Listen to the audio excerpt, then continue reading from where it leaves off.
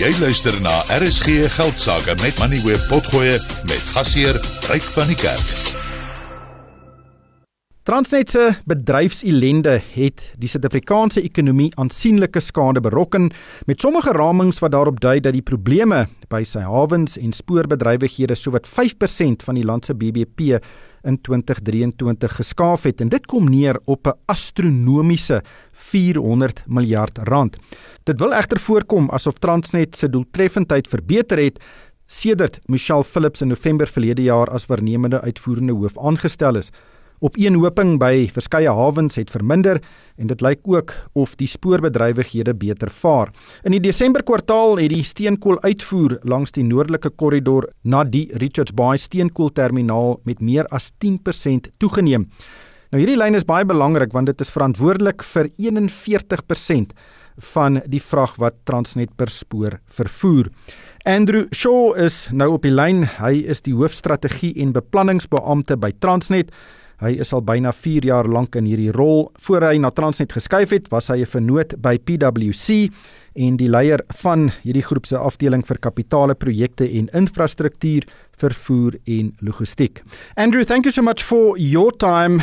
Just give us your assessment of the current efficiency levels at Transnet's primary operations. I think from our standpoint, we still probably seem to have a long way to go. But what we do feel is that we've turned the corner in terms of a very, very substantial focus on recovery in the last 5 to 6 months. And that is given the conditions that we have on the network, which are still challenging, and given the challenges we still have around equipment, rolling stock and crane equipment. I think it's just a drive to improve the basics of how we operate the business, how we drive out volumes, how we focus on performance, has had this impact where we are seen to at least be making a more positive change. Still a long way to go. During previous discussions about Transnet, it was suggested that most of the problems, or a significant part thereof, was infrastructure. There are a number of trains which are not operational due to spare parts not being available. Also infrastructure challenges at the ports. But if you want to have a short-term improvement in efficiency levels, it comes down to people being more efficient. Was that a core focus to try and get the Transnet workforce to be more efficient? It has been a core focus, as has been working through the NLCC structures and with the private sector. Where we've had challenges with procurement, we've really drawn in some of our big customer groupings. RBCT is a really good example, and they've helped us to fast-track the procurement of certain items that would normally have taken a little bit longer, so that has helped. And then, as you said, a focus on just the process and the people side of the business. So let's talk about the Northern Corridor line, because it's a critical one. How did you manage to increase the volumes transported by 10%? Because it seems quite significant. What were the reasons for that improvement? We have, and again, through strong collaboration with the NLCC, established certain operational excellence centres. So these are on-the-ground centres. There's one on the North Core, which is at Empangeni, which focuses on actually making day-to-day decisions on the corridor, collecting the data, being able to make decisions much faster. So that's had an impact. The agreement that we struck with RBCT in terms of assisting us to deliver spare parts and to fast-track train turnaround time and assist us in operations and performance has also had a key impact. We've also, on the security side, we've really focused hard on trying to reduce the number of security incidents. Now, I don't have for that corridor the statistics here, but I know that we've managed to reduce the number of incidents quite significantly. And each one of those incidents would have caused a train delay or a train cancellation because it is often overhead line that is stolen. So just taking some of those out of the system has allowed us to get this performance up, and also to give kudos to our management and the managing executives in this and other corridors for the hard work that they've been focused on. You've referred to the NLCC a few times. That's the National Logistics Crisis Committee. It was established by the President, and it works closely with Transnet to try and resolve problems. What exactly do they do, and what has the impact been? So NLCC is a drive from the presidency. It also sort of runs in parallel with the establishment of the Freight Logistics Roadmap, which is something that has been discussed at the Mining Indaba in some detail. But the NLCC has a series of work streams, the finance work stream, policy work stream. The critical one in this case is the operations work stream. And through the operations work stream, we've worked very closely with B4SA as well as the other customers. So where we can get customer alignment and they can actually support improving that supply chain, because the supply chain includes the customers in all instances, their loading points, as well as their support for procurement and operations reform. We've been able to get this performance change across the system that has been really beneficial for us in the last few months. How sustainable is these, positive improvements in efficiency levels at the ports as well as on the rail side? Because, you can have one good quarter and the next quarter you can have maybe severely negative impact from crime and vandalism. Is this sustainable, and do you foresee for 2024 there will be a marked improvement compared to last year? So let's start at the back end. We've committed to government that there will be a marked improvement. So we've provided them with the extension of our recovery plan into this next financial year, and that has some volume and performance targets that are higher than the ones that we've been able to deliver in this last 6 months. So yes, we do believe it is sustainable. But, one of the challenges of this business, Drake, is that we are sometimes blindsided by events. I mean, the floods in KZN a year or so back, large-scale derailments, which we are subject to because the condition of our infrastructure means that sometimes it's that causes the derailments, can cause significant challenges to the business. So if we put those aside and say, yes, there's these big events that could change the trajectory, we continue to focus on this operational reform, driving this out across the business, but in alignment with that, also focusing on incrementally improving the condition of assets, particularly moving assets, cranes and rolling stock, return to service of the locomotives that have been long-standing, making sure that we drive those engagements out, working with some of the original equipment manufacturers to help us maintain and keep these assets in better overall condition, even although they are old. And so we're quietly positive, but it's a tough business. Yeah, tough business indeed. Transnet has appointed several private operators to manage piers at some of the major ports.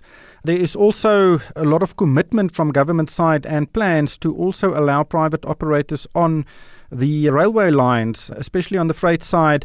How long do you think it will take before we will see private operators on the rail side? And do you think that will also make an immediate difference in efficiency levels? On the rail side, we're committed to the freight logistics roadmap that's been set in place. It was approved by Cabinet in December 2023, so not long ago.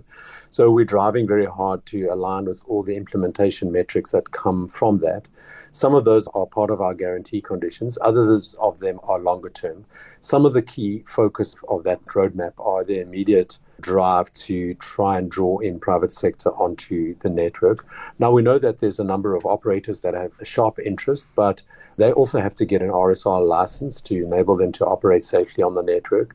And we have to go through a process of separating the infrastructure from the operations and then creating a network statement and then also getting clarity on pricing, which is through the regulator. So there's an interim regulator called IRAC at the Department of Transport. And once those things are closed, then we're very clear that we would welcome private sector operators on the network. I think what people seldom realize is that if we draw some of these operators in and they pay a track access charge to our infrastructure manager, we actually get the revenue stream from that. So Transnet actually will benefit from having additional operators on the system moving more volume. But are we talking months? Are we talking years? Are we talking decades? I think the roadmap puts us under a lot of pressure to deliver as fast as we can. We have to, in the next few months, go through a public consultation process, and we've initiated the agendas for those, and that's a requirement that we have to meet. And then once we have clarity on that and the pricing, the process will start from April, but probably by September we would be able to accommodate additional operators on the system. September this year, that's 6 months away? Yes. I think the buy-in is so critical from Transnet's side because I think the previous management were not overly excited about the idea of having competitors on its infrastructure. But how significant can the difference be that the private operators make, especially in the short term? Look, I think over time they can make a significant difference. What we can do is we can count the number of potential operators and the amount of rolling stock that they have relative to the size of our fleet is still very small. So it will take a little bit of time for this market to develop. There are a couple of players that are very, very keen to get onto the system and they have available rolling stock. We have what we kind of call a bridging plan because we need to fund that infrastructure. And so we need the build-up of private operators to help us to contribute to the costs of actually investing back into that infrastructure. And we see that as probably a 5 to 7 year journey to get a significant portion of the tonnage actually moved by new private sector operators. So yes, the enthusiasm is there, particularly in sectors such as manufacturing, containers, chemicals, these are the areas that we know that people would like to come and move product on the network. Just lastly, crime and vandalism, that is a major problem, and there are many claims that some of the road operators are sabotaging Transnet to keep contracts for road transport, and that's a challenging problem to solve. What are your plans there, and do you think there could be some prosecutions on the horizon, which obviously would flow through to increase efficiencies at Transnet? We have in NLCC structure a particular work stream that focuses on security.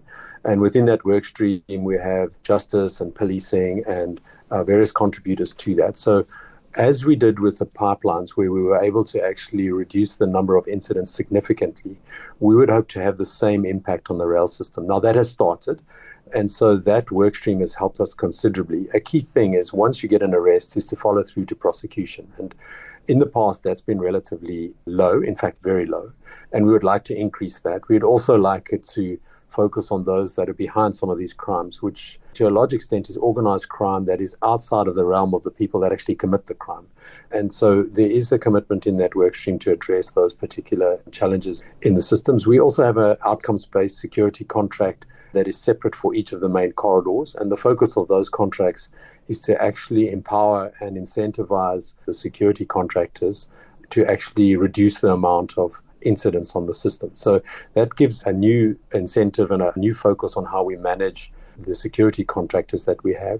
We were some months ago also given the opportunity to train up our own Transnet security employed by ourselves to become peace officers, which is really a similar status as a police officer in that they can undertake arrests. And that also gives us some more power within the system to be more focused on the prosecution angle. And is it working? Yes, because we've seen the number of incidents reduce on almost all of the networks. It's still too high. And as I said, I don't have the stats that I can quote back to you on particular corridors like the North Corridor, but we have been successful over this recovery period, the 5 months that we've been at it. Dankie Andrew, dit was Andrew Shaw van Transnet. Jy het geluister na RSG Geldsaake met Moneyweb Potgoe elke weeksdag om 7 namiddag. Vir meer Moneyweb Potgoe, besoek moneyweb.co.za of laai die toepassing af en volg Moneyweb News om daagliks op hoogte te bly.